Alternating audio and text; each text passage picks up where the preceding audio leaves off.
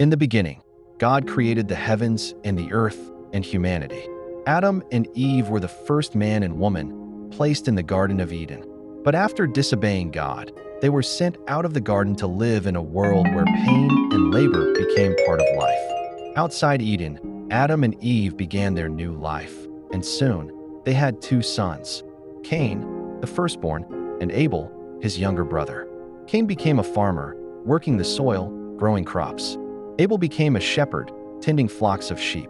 One day, both brothers brought offerings to the Lord. Cain brought some of the fruits of the ground, likely grain or produce. Abel brought the firstborn of his flock, along with their fat portions, a sacrifice of deep significance and value.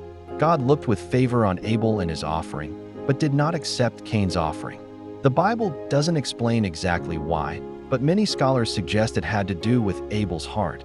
He gave his best, in faith, while Cain's offering may have been less sincere or less generous. Whatever the reason, Cain was furious. His face fell, his jealousy grew, and God, seeing his heart, spoke directly to him. "Why are you angry? Why is your face downcast?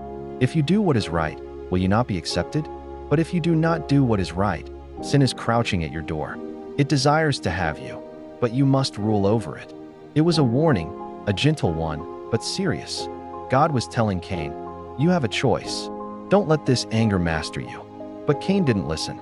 Shortly after, he said to his brother, "Let's go out to the field." And there, in that quiet, open space, Cain attacked Abel and killed him. The first murder in human history. God spoke again. "Cain, where is your brother Abel?" Cain replied with cold indifference, "I don't know. Am I my brother's keeper?" But God already knew. He said, "What have you done? Your brother's blood cries out to me from the ground." Then came the consequence. God declared that the ground Cain had worked would no longer yield for him. He would become a restless wanderer, always moving, never settled. Cain protested, "My punishment is more than I can bear. Anyone who finds me will kill me." But even then, God showed mercy.